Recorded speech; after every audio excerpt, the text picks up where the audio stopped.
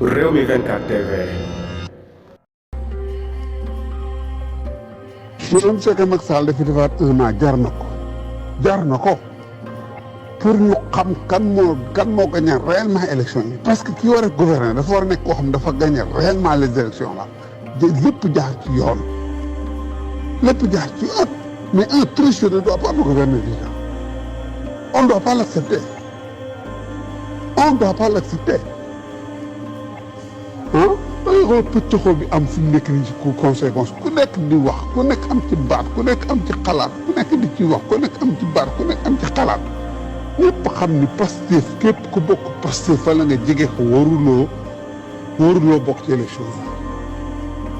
dama dégg même Cheikh Tidiane Dièye partem lay wax mais dafa allié woon Ousmane Sonko ñuy ànd di taal réew mi ànd gi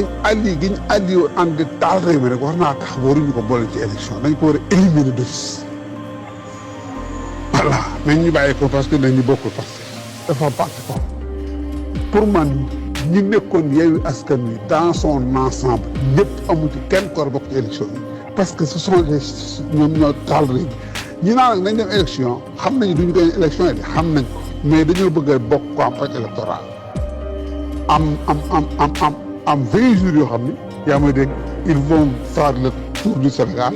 raconter des bêtises et des histoires di terroriser de midi à 14 heures di wax ay fan yoo xam ne bu ci gën a garaaw nga ni bii luy taal réew lañ bëgg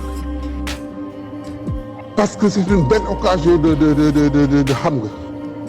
de parler campagne électorale c'est une bonne occasion de parler tous ces 20 candidats là yi bëgg a def demuñu pour gagner 2 ou 3